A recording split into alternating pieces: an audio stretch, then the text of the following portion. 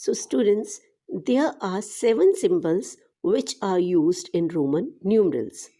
They are capital I, capital V, capital X, capital L, capital C, capital D and capital M. I have written in a tabular form also. For 1 we use capital I, for 5 we use capital V, for 10 we use capital X, for 50 we use capital L, for 100 we use capital C, for 500 we use capital D, and for 1000 sign capital M sign is used.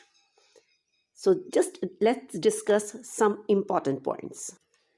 Important points are: a symbol can be repeated 3 times only, as we have done 3 capital I for the number 3, as this is 1 plus 1 plus 1.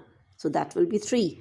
Similarly, for 3 capital X are used, which are 10 plus 10 plus 10 for the number 30.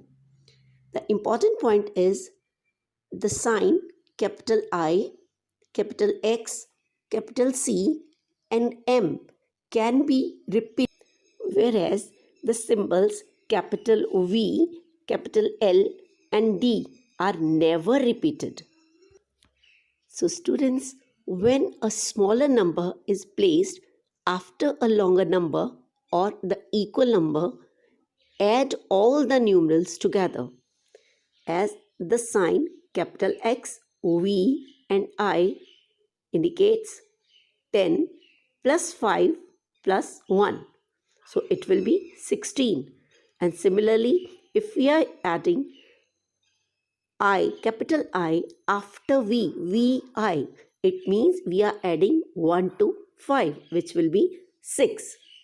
And the second important point is, when a smaller number is placed before a larger number, subtract the lower value from the higher one, as we have done in 4. If we are using capital I before V, it means we are subtracting 1 from 5, which will be 4.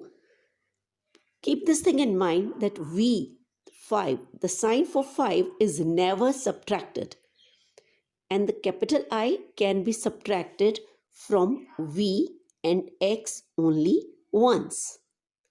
Basic 7 symbols for Roman numerals are: 1 for capital I, for 5 we used capital V, for 10 capital X is used, for 50 we use capital L, for 100 capital C is written, for 500 we use capital D, for 1000 we use capital M.